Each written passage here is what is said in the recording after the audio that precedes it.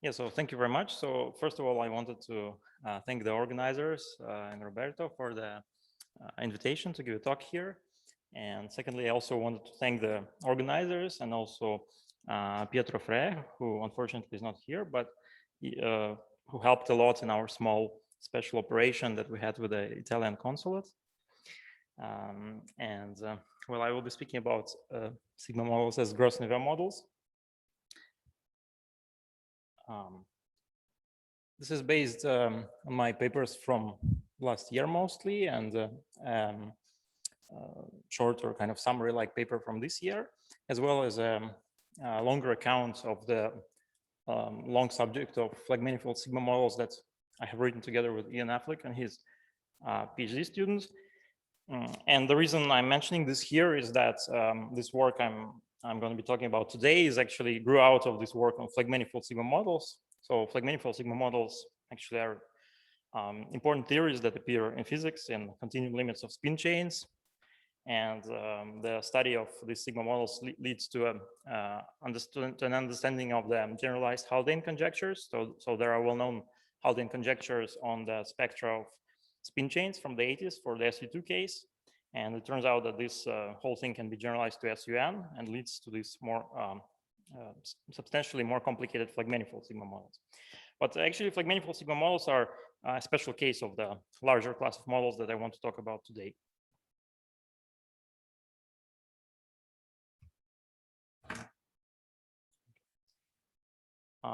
So first, I'll summarize what I will have to say. So the main claim is that there actually exists a broad class of integrable sigma models that are exactly and explicitly equivalent to bosonic Gross-Neveu models. And if you want to insert fermions also to have an interaction of those sigma models with fermions, then on the other end, you will have mixed bosonic fermionic Gross-Neveu models.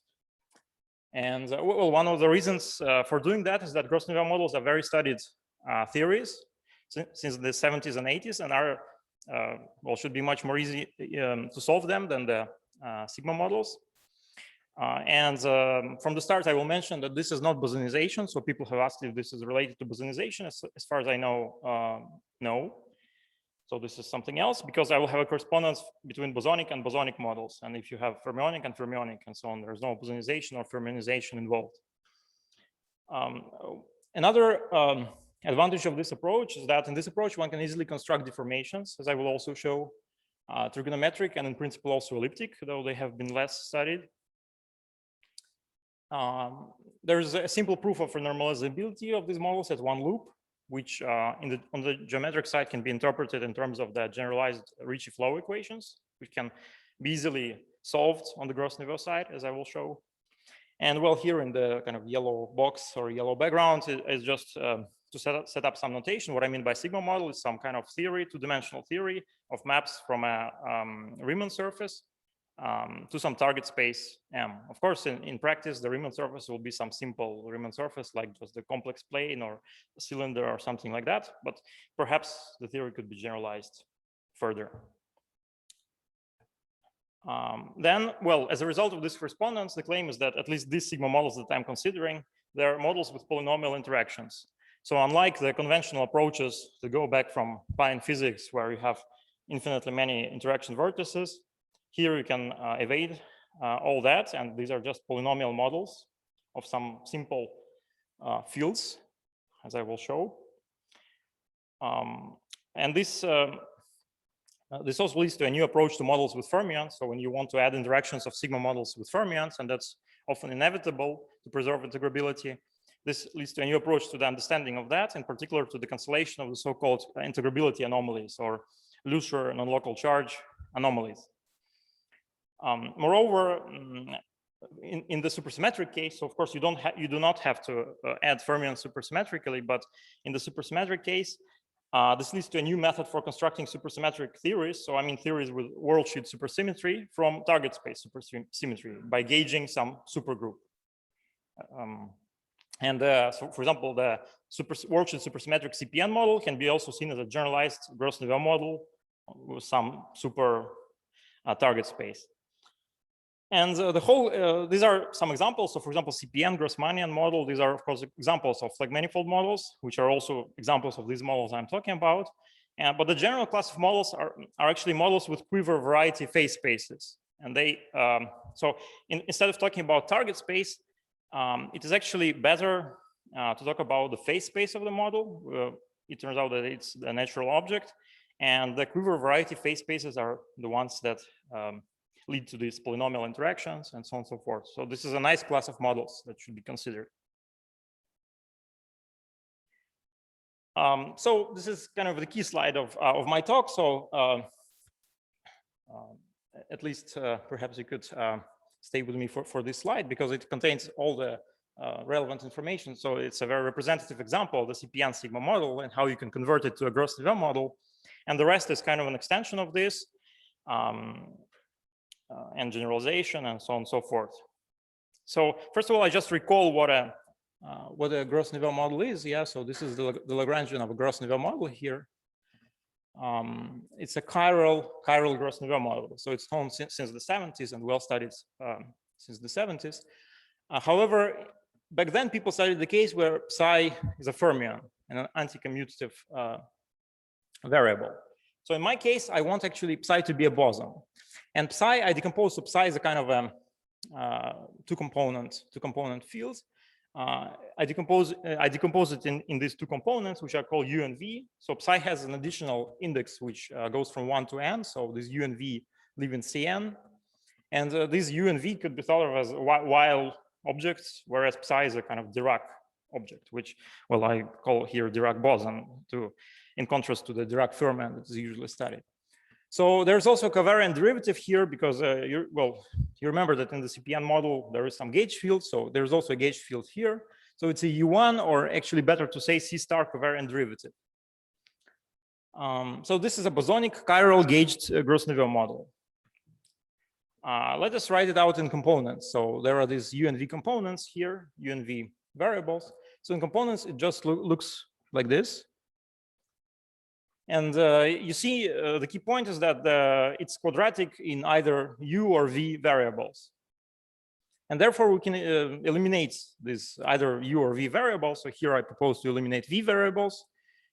So you perform the Gaussian integral, and you get the Lagrangian of this form. And in fact, there is a projective C star invariance here. So you can scale U by an arbitrary complex number, actually, because there's a gauge field, which, like I said, should be viewed as a C star gauge field.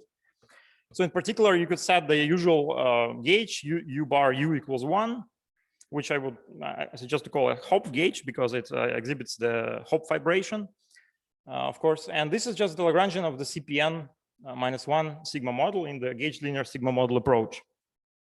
So this is the direct equivalent. So what we have done is we have just restored this full projective invariance. So it actually goes back to the basics of how projective space is defined. Yeah, it's n complex numbers modulo multiplication by non-zero complex number. So instead of using the Hopf definition, we take this complex definition, and therefore we have this denominator here. And of course, going back here. With this, via this Hubbard-Stratanovich transformation, we get this Lagrangian, which is equivalently a bosonic chiral gauged Gross-Neveu model, like I said.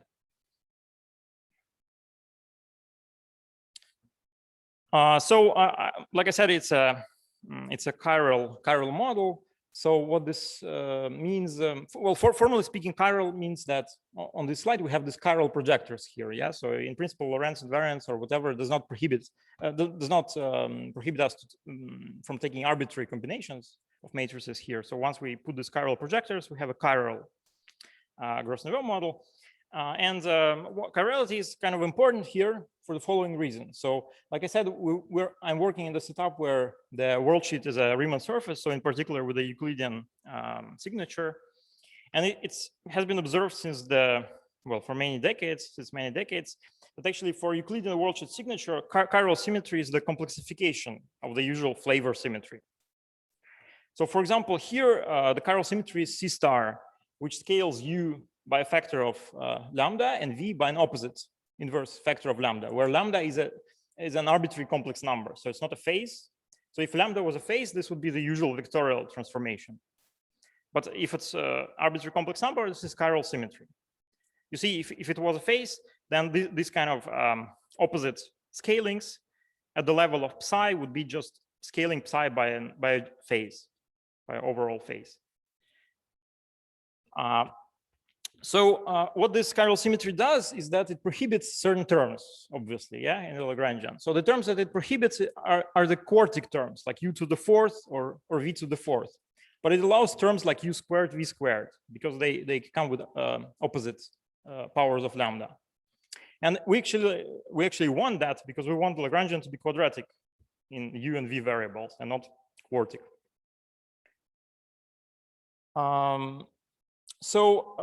It was again observed in the 70s that from the fermionic Gross-Neveu model, one can actually derive a certain classically integrable bosonic model.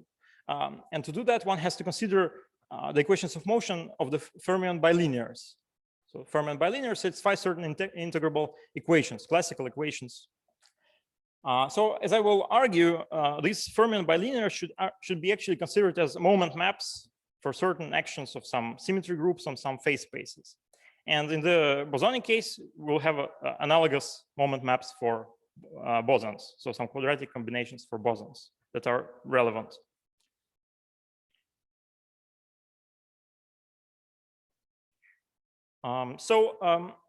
As a first, let's consider the first application to show that this is not just a rewriting of the model. So like I said, the interpretation in terms of the Gross-Neveu model should be much simpler than the original sigma model.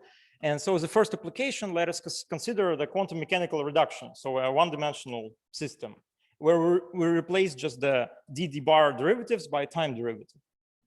So then one sees, the covariant derivative still is present, and it's important. There's a gauge field here. And well, the canonical quantization just says that u and v are canonically conjugate variables. So in particular, v is a derivative with respect to u. And then, well, we have the equations of motion of the gauge fields. Yeah, so we should take also the variation with respect to the gauge fields. So once again, to stress, the gauge field is a kind of fundamental object here. So if we consider a path integral, we integrate over the gauge field. It's an auxiliary gauge field, but it's not a background gauge field. So we should consider its equations of motion too. So the equation of motion for the gauge field says leads to two constraints. V times u equals 0. These are vectors, yeah, scalar products of vectors, and the conjugate one. So if I now do the quantization, so I replace v by the derivative, I get constraints on the wave function that u d psi over du equals 0. And that just means that psi is a homogeneous function of u, right? This is the Euler vector field, so-called. So that means that psi is a function on the projective space because it's a function of the ratios. And the Hamiltonian is this thing here.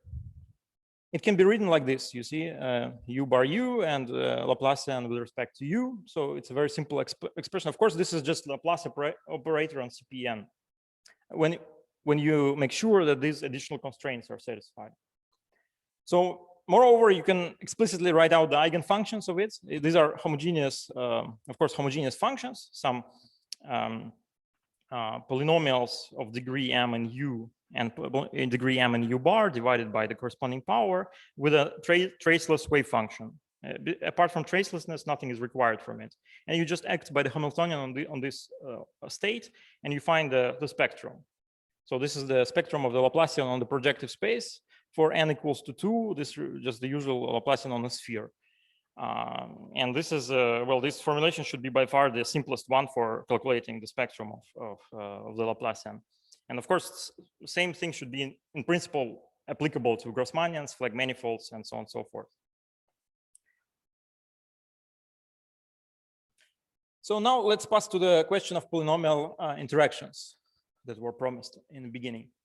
So first of all, of course, the Gross-Neveu model has quartic interactions, but one also has the gauge field. So one might wonder what happens from the gauge field. In principle, one can actually completely eliminate the gauge field. Again, taking the variation with respect to the gauge field gives some constraints, v times u and v bar equals 0. Now we can choose some gauge. There's gauge invariance, so we can choose an inhomogeneous gauge. We set un equals 1. So the last component of the vector u equals 1, like we do in projective space when we pass to inhomogeneous coordinates. Then you see the constraint becomes linear in Vn, and we can solve the constraint Vn equals this sum. And then we can reinsert this into the Lagrangian and get a completely polynomial expression without any gauge fields. Yeah, of course, it's kind of funny expression. It has quartic vertices, it has sextic vertices, it has some modified Green's functions here, but still in principle, it's possible. And of course, one should keep in mind that this gauge fixing is only correct or makes sense if this gauge symmetry is anomaly free. And one would have to think about it later on, whether it's anomaly free or not. But if it is, then yes, we can just gauge fix, get rid of the gauge field, and then we get a polynomial Lagrangian. So this is the CPN model. Once again, I stress.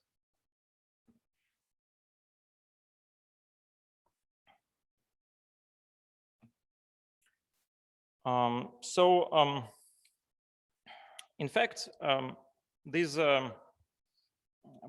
polynomiality can be encountered in various other contexts. For example, there is a notion of polynomial oscillator representations for spin operators, which is some subject that is quite popular in condensed matter physics, for example.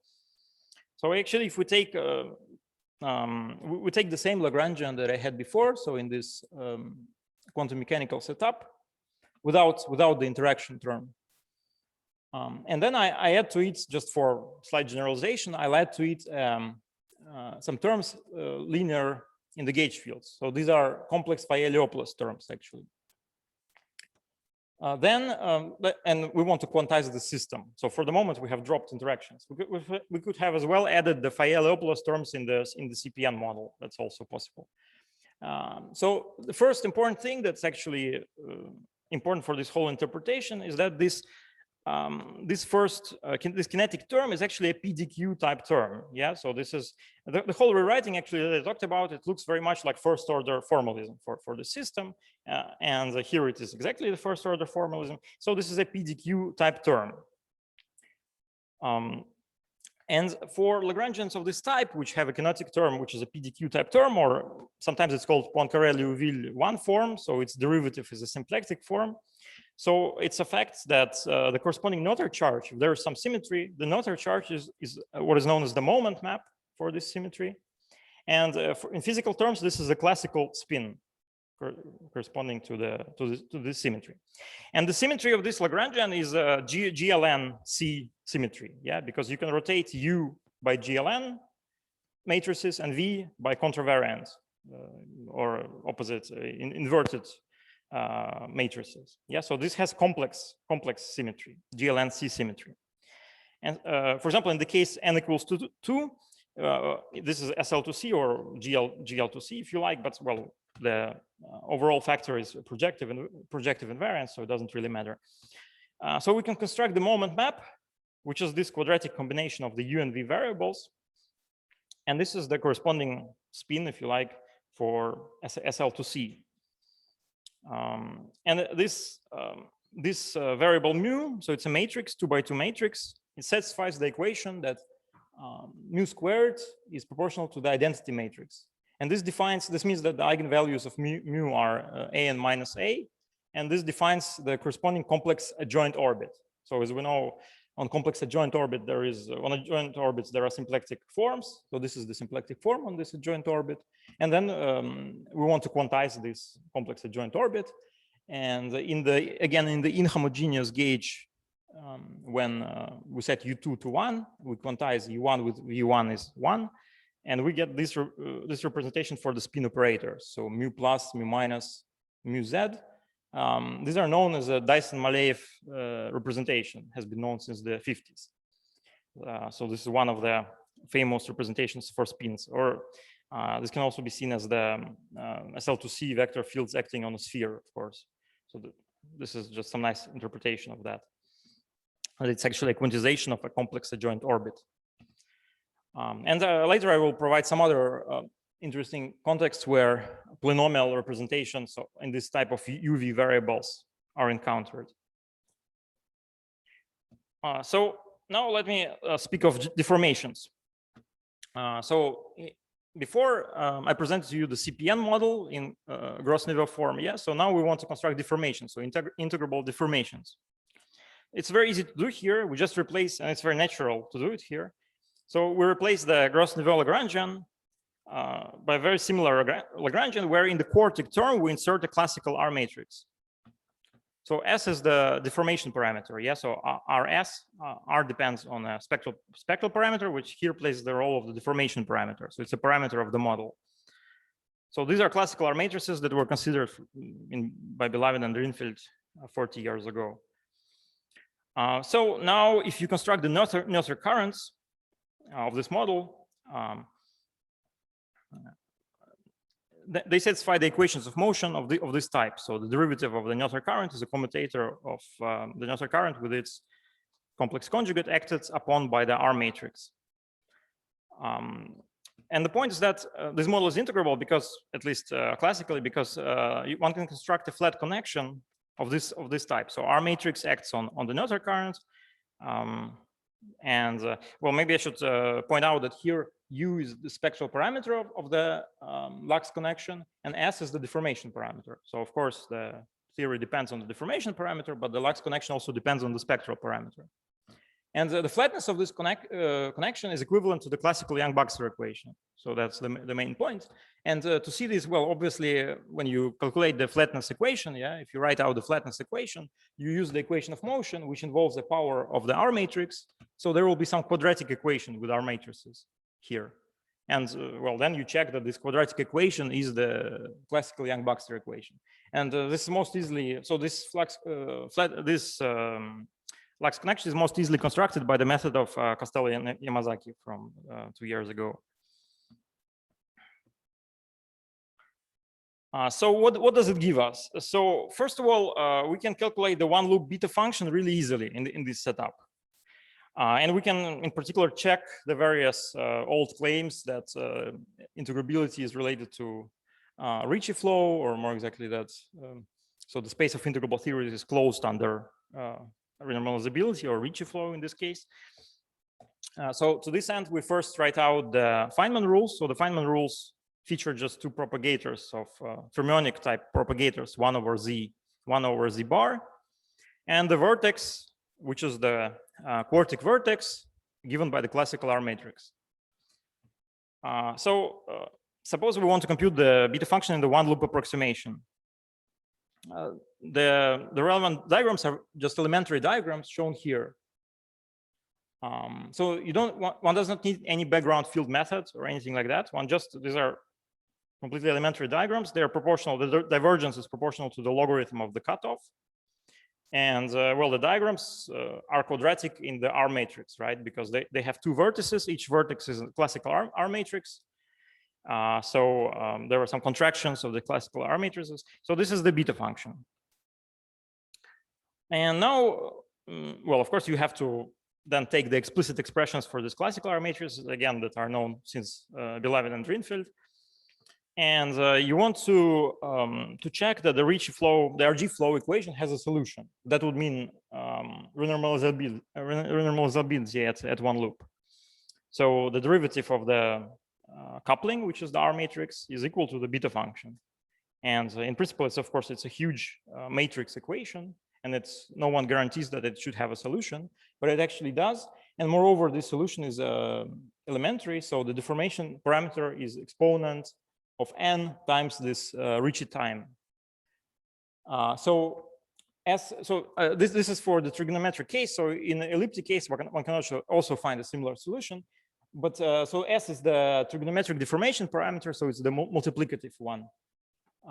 And n is the dimension of the ambient space, yeah? So CPN minus 1, for example. So it's pretty universal solution. It's actually the same solution will hold for Grassmannian models, like manifold models. It's all the same solution. You just need to calculate it once.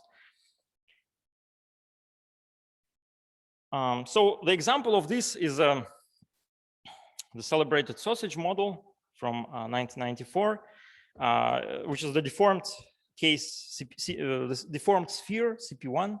So we set n equals to 2. So we have CPN minus 1. We set n equals to 2.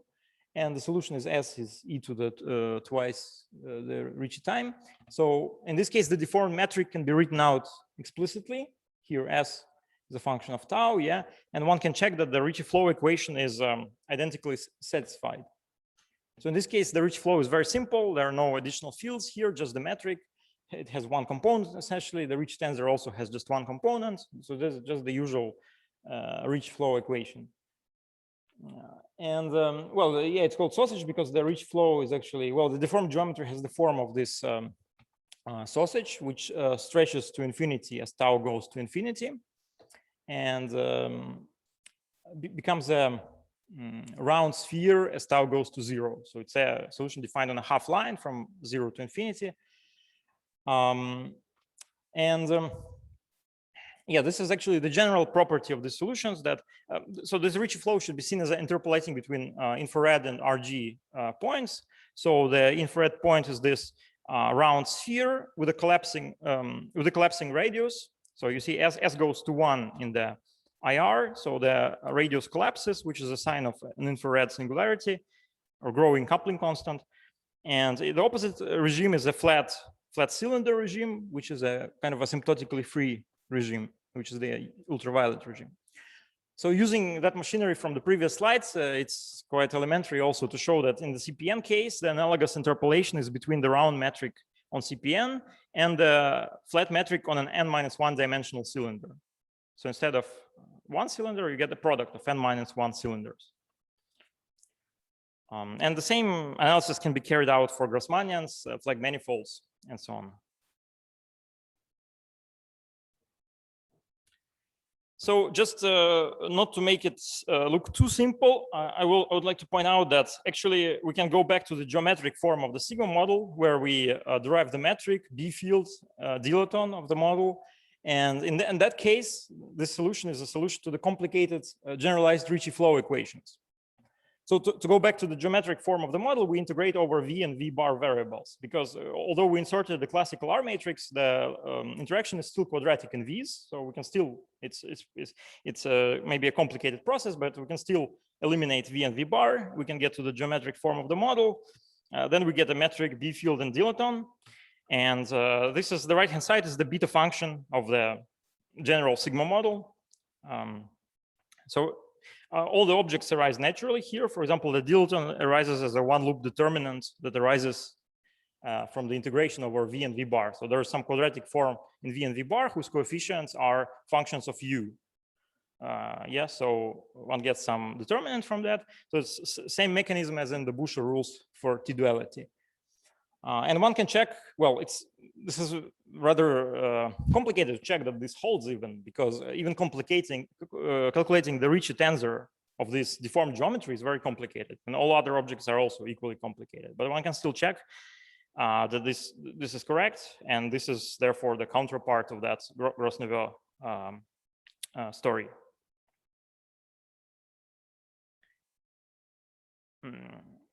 Okay, so now I will pass to the incorporation of fermions in these models.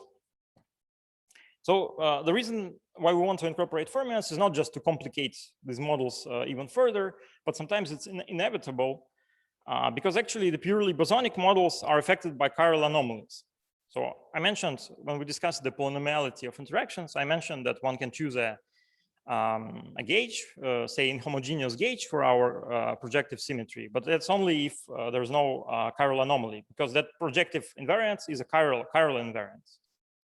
Yeah, so the projective invariance, the U variables were scaled by a complex factor and V variables by the inverse complex factor, but that was exactly the chiral symmetry. And there will be chiral anomalies, which means that the quantum theory or the effective actions and so on, they are not invariant with respect to that symmetry. So this goes back to the old calculation of Schwinger from 1962. So actually for these anomalies, the interaction is irrelevant. So this is a one loop effect coming from the measure, and we should drop the interactions for the analysis of the anomaly. So let's just look at the kinetic term. And then the effective action is basically has the same form as for the fermions with the opposite sign. But anyway, so this is the answer. The point is that this is invariant under the U1 gauge transformations, of course, because it's formulated in terms of the stress, well, the curvature tensor F, but it's not invariant with respect to the chiral gauge transformations, which are in this case are the complexified gauge transformations. So the complexified gauge transformations, they shift the one component of the gauge field by derivative of some complex function, and the barred components by derivative of the barred complex function. If alpha equals alpha bar, then this is invariant. But if alpha is not equal to alpha bar, this is not invariant. This is the Euclidean signature counterpart of the usual chiral anomaly. Now there's an elementary way of canceling these anomalies, because we have already written the boson in form of a fermion. So why don't we just add a fermion symmetrically here? Then the determinants just cancel. So clearly, this is the same as saying that the coefficient in front of the effective action is 0 due to a cancellation between bosons and fermions. So the determinants cancel. There is no chiral anomaly. So that's one way of curing our theory. This was some kind of elementary apparatus that we have invented. Yeah, let's add a fermion, but this can all be formulated in complete generality by passing to some more general formulation. So there's some more conceptual way of looking at these anomalies and so on and so forth.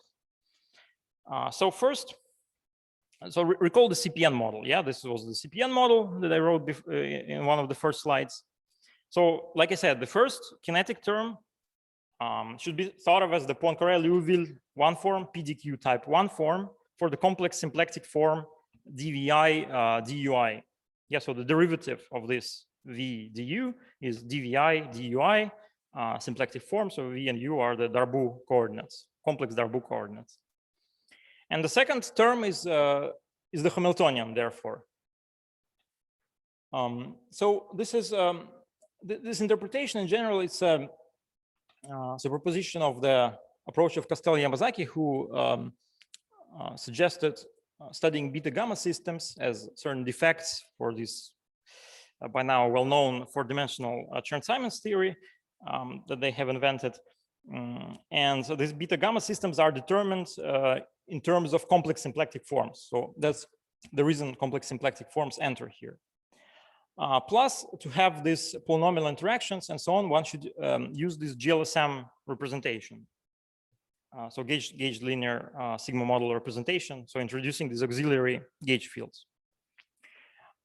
Okay, so far what I have said so far on this slide is that yeah, we have this Poincaré-Liouville one form. If we drop the gauge fields, yeah. So what's the role of the gauge fields?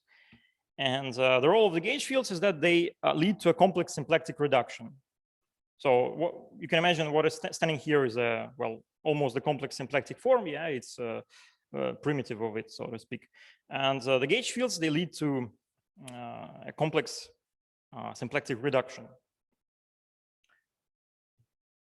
So the general setup is like this. You should consider a complex symplectic quiver supervariety phi, which is the phase space of the model.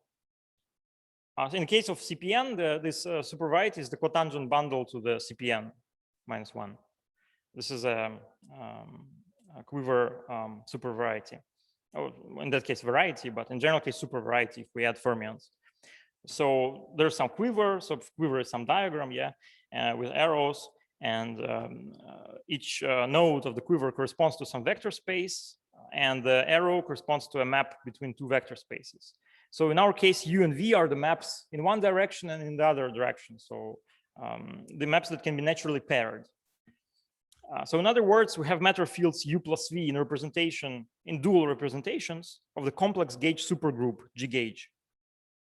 And moreover, we have a complex global symmetry group G global, which corresponds with corresponding complex moment map mu. So for example, in the case of CPN, we had, let's say, GLN or SLN symmetry. This corresponds to global nodes in the quiver. So quivers typically have gauge nodes and global nodes.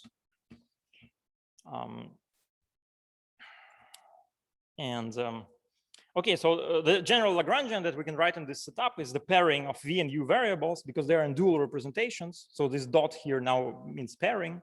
Plus the interaction is the coupling of two moment maps, mu and mu bar. So for example, in the CPN example, the moment map is just U times V. And this would give us the interaction that we had before, u bar u, v bar v. In general, it's whatever would stand there. But the moment maps are always quadratic in the variables because these are quiver varieties, so they're quotients of flat space. And moment maps on flat space are always quadratic in the variables. So this will always be some quartic interactions here, basically. Okay, and then there is a chiral anomaly cancellation condition, which says that the supertrace of products of two gauge generators should be zero in the given representation W. This is actually a West-Zumina-Witten type cancellation condition adapted to, again, to Euclidean signature. So this basically means that the coefficient in terms in front of this effective action, the Schwinger effective action, is zero. Or in the non-abelian case, the Schwinger effective action should be replaced by the Polyakov-Wigman effective action, and it just says that the coefficient is zero, that the supertrace, the Polyakov-Wigman effective action depends only on the supertrace of the in the given representation in which the fields live.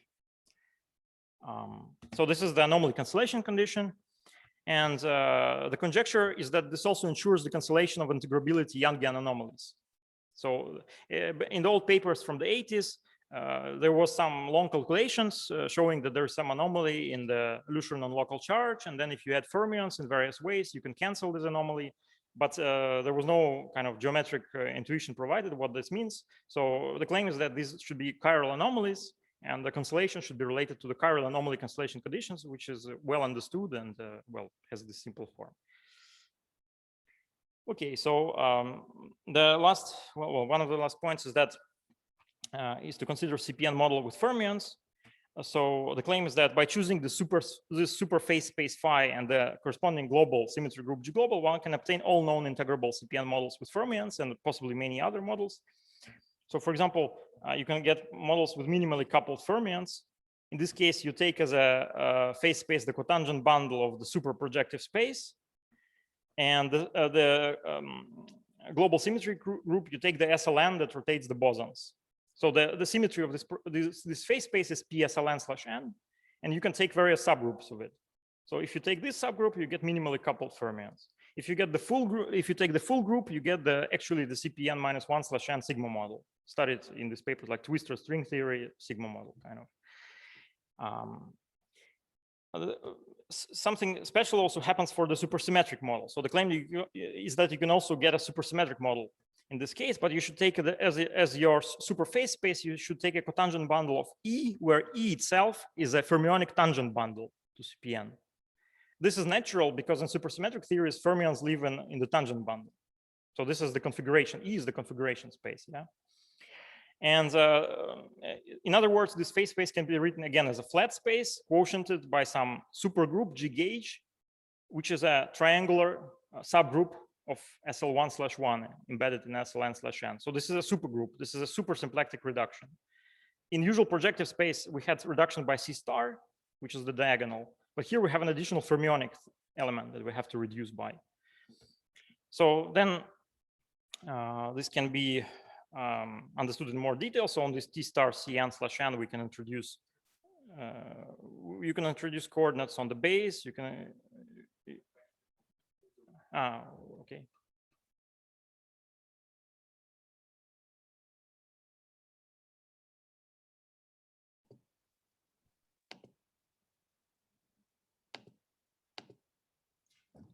Okay, hello. please speak up.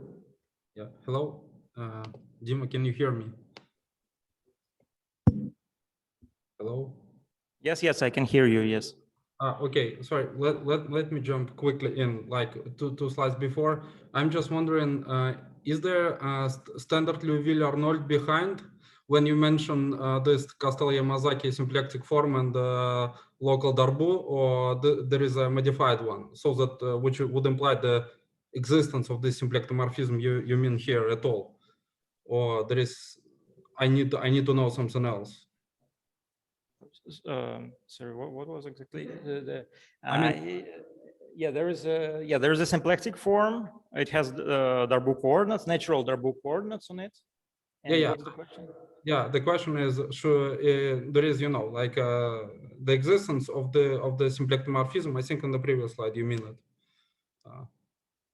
the existence of it and the in the local vicinity of the your defined Darboux coordinates, the symplectomorphism, Arnold-Liouville are saying us that we can get the section angle. And I'm wondering, is the standard Liouville-Arnold behind, or there is some generalized theorem, which, for example, I think well, I guess the question is about that uniqueness or non-uniqueness of Darboux coordinates or something like that. But I think on this quiver varieties they are basically unique because you're taking a quotient of a flat space, and on flat space, well, up to rotations, everything is defined up to rotations. So okay, I see. Yeah, all right. Yeah. So it has to do again with the quiver structure that it's a quotient of flat space. Yeah, Sure. Time has been added by the referee.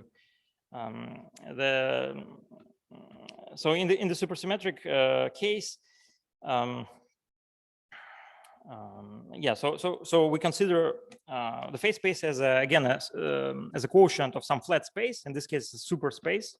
So on this super space C(n/n), we can define coordinates that I call U and C, or U beautiful is this letter, and the coordinates in the fiber is V beautiful, which is V and B. So U and V are bosonic coordinates, and B and C are fermionic coordinates. And then you write the free Lagrangian like this, without the interaction term first, but with the gauge field, which is this triangular gauge field, like I said. And then you can check that this is invariant with respect to supersymmetry transformations of this form. So these are the standard supersymmetry transformations. And in fact, for the free system like this, without gauge fields, it was studied about 15 years ago in the context of what is called twisted, the chiral de Rham complex, and so on. But here, the point is that you should also introduce gauge fields, and we will now momentarily introduce interactions. So for the interactions, we take as G global SLN diagonally embedded in SLN/n. Then the moment map is this quadratic combination. So U and V are bosonic variables, C and B are fermionic variables. And now I go back to that Lagrangian I wrote before with a quadratic combination of moment maps and the claim that this is also supersymmetry invariant. And to pass to the usual formulation, we choose a gauge and we eliminate V and V bar variables. And we get the usual CPN model with fermions. The fermions themselves are a chiral Gross-Neveu model. And it's actually been known for decades, again, that supersymmetrization involves adding to the bosonic part a chiral Gross-Neveu model. But the point here is that the bosonic part is itself a chiral Gross-Neveu model, just with bosonic variables. So actually, the correct framework is to view all this as a generalized chiral Gross-Neveu model. And there is some standard constraint here that U is orthogonal to the fermion, and this can be precisely related to the symplectic reduction by that fermionic group. So one constraint is a gauge fixing constraint, the other is a moment map constraint. Okay, so I will finish with the last topic I wanted to mention is that the ultralocal Lux pairs that was also mentioned in a talk earlier today. So ultralocality of Lux pairs means that the Poisson bracket of Lux pairs has this standard form, which is a form that is borrowed from mechanics. So it's an attempt to generalize a mechanical situation to a field theory situation. And it goes back to Faddeev and Takhtajan. Well, many sigma models do not satisfy this property, but there are still quite many that do satisfy this property. In particular, for the CP1 sigma model, this was shown by Butsko many years ago. Then this has also been done for the sausage model, then for Hermitian symmetric spaces, and for complex homogeneous target spaces, the models that I have studied also. For Faddeev-Reshetikhin type models, and Gross-Neveu models are manifestly ultralocal as well. So there should be no problem with this in these models of this type. Well, one funny thing is that, for example, in that paper of Brodbeck and Sagerman from 20 years ago, where they proved ultralocality for Hermitian symmetric spaces, they did it by considering models that arise by reduction from 4-dimensional gravity. So 4-dimensional gravity reduced to 2 dimensions gives sigma models with Hermitian symmetric target spaces like this one. And in pure gravity, this has been studied since the 50s. But the point is that the Noether recurrence of this model are actually bilinear in the Ashtekar variables. So the Noether currents of the corresponding models are A times E. So these are the canonical Ashtekar variables. And we saw before that in these models that I described, the Noether currents are also bilinear in U and V variables. So the natural conjecture is that U and V variables are actually the dimensional reductions of Ashtekar variables. That would explain both ultralocality, because Ashtekar variables are local canonical variables, and polynomiality of interactions, because in Ashtekar variables, gravitational interactions are also polynomial. So that would be, one could say that the sigma models then inherit this from this dimensional reduction. Okay, and as a summary, I will just, okay, yeah, as a summary, I'll just say, so the point that I try to convey is that there is a wide class of sigma models that are explicitly equivalent to chiral Gross-Neveu models with or without fermions. Then there's a wide class of integrable sigma models related to quiver supervarieties. Some time ago, I studied flag manifolds, integrable flag manifold sigma models. These also fall in this class because cotangent bundles of flag manifolds are also quiver varieties, as it has been known for a long time as well. So this setup of Gross-Neveu models kind of provides a better understanding why this should happen. So these models have polynomial interactions instead of infinite series of pion interactions. These models have ultralocal Lux pairs, and it's reasonable to expect that one can construct a quantum theory of these models as well. Thank you.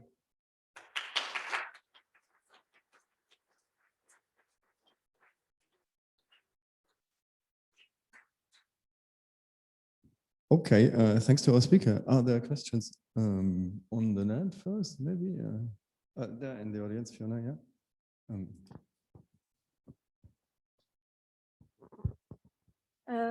Yeah, can you hear? Yes. On slide 10, you define the deformation of the CPN model with introduction of classical R matrix. So how is this related to the homogeneous Yang-Baxter deformation? It seems to be not equivalent in the general case, so it's not completely clear what exactly. This looks like 1/2 of that eta deformation. So in the case of the sausage, it actually coincides with that one, but in general seems to be different. So yeah, what's the deeper meaning of that I don't know. Okay, thanks. Further questions or comments? Yeah.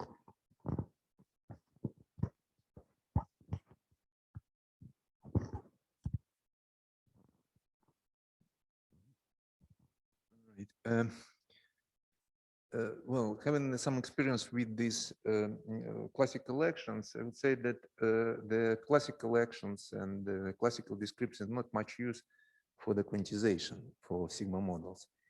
And from this extent, the dual descriptions is maybe more useful in the practice. Do you have any ideas how to construct the dual descriptions for the model you're discussing, like this?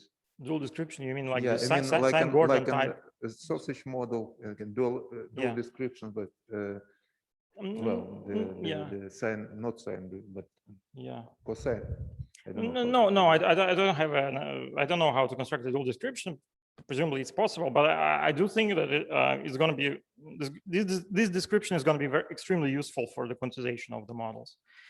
And well, as an example, I showed you the quantum mechanical case, how easy everything works in the quantum mechanical case. And in the quantum mechanical, see, that's right. But even for O3 sigma model, just in spheres, what kind of information except the global symmetries you can, and well, just yeah, so just because the problem is in the classical limit, it interfere with the scaling limit usually, and they mixed, and this all the problem with ultralocality actually occurred because you cannot just ignore the ultraviolet divergences, perturbative ultraviolet divergence when doing the classical limit.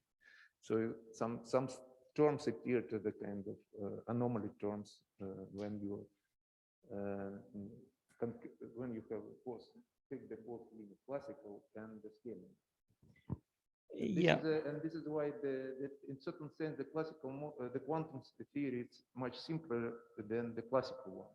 because the Lux operators, quantum Lux transfer matrices, it's much simpler than the classical. Yeah, okay, so I'll just say that, I'd be quite interested and happy to discuss that. There are some preliminary ideas how to do this, but they're at a quite early stage. I just say that, for example, here the Lux connection is actually, again, bilinear in the U and V variables, in this canonical variable. So it's an extremely simple Lux connection, and many things should be doable with it. But thanks for the comment. Do we have more questions? Here?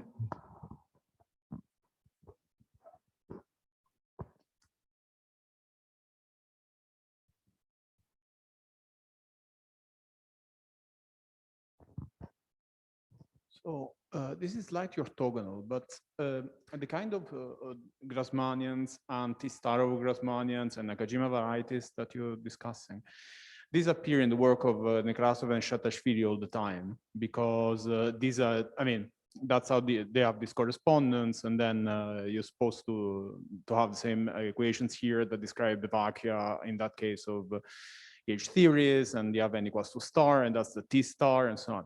Can you comment on that? Is it useful? Do we learn anything about these systems? Yeah, so first of all, the work of Nekrasov and Shatashvili heavily relies on supersymmetry. So here I do not insist on supersymmetry, and moreover, it should not be there, because we know, like I say, what the main lesson that we can draw from this work of, like, say, Abdallah and other people from the 80s is that there are different ways of canceling these integrable anomalies, not only by supersymmetrization, but also by some minimal fermions, maybe many other ways. So this, like I said, this is a conjecture how to cancel these anomalies in general. So the setup that cancels these anomalies should not be inherently supersymmetric. That was one of the motivations for this work. So this is more related to target space supersymmetry, right?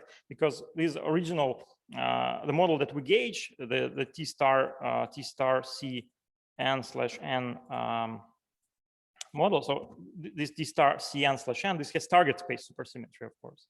When we want to transfer to worldsheet supersymmetry, we actually want to kill target space supersymmetry. And this is done by gauging this. Right, but in the correspondence, in principle, you're supposed to only reproduce from here the ground state. So it's not surprising that after all, the supersymmetry doesn't matter. I mean, they use supersymmetry just to localize and then forget about that. I mean, once you localize, you get the Grassmannian, you just have the zero modes essentially, and that's what you're supposed to reproduce here. So it's not surprising that supersymmetry doesn't matter at the end of the day. No, but I mean, supersymmetry matters for them because ground states, they depend on whether you have supersymmetry or not. Absolutely. But what else? Yeah, also in their models, I think what you say, these cotangent models, Nakajima varieties, these are target spaces of the sigma models. Correct. And I have phase spaces of the sigma models, right? So this is different. Okay. That's one other aspect how it's different. So no, it would be interesting to find if there is any connection, just that I don't know about it. Yeah. Okay, thank you.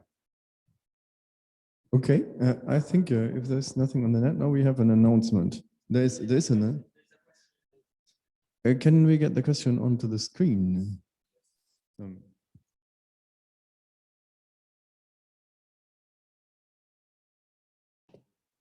Yeah, okay.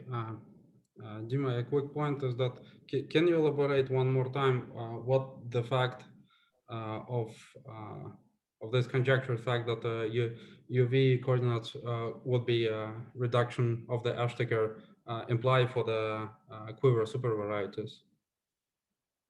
What is fact itself? Well, for quiver varieties, I don't know. I mean, quiver varieties are the most general setup. Yeah. So these symmetric spaces are cotangent bundles of symmetric spaces, Hermitian, and so on. Are examples, very special cases. So I'm just saying that in some very special cases, these U and V variables might be interpreted as the Ashtaker variables. Okay. I'm just saying there are several different contexts where these U and V variables are useful. First, they enter these representations of spin operators, for example. They are related to these Ashtaker variables, and in my opinion, they should be the right variables for quantizations of these models. So that's just. I see. Good. Right. Mhm.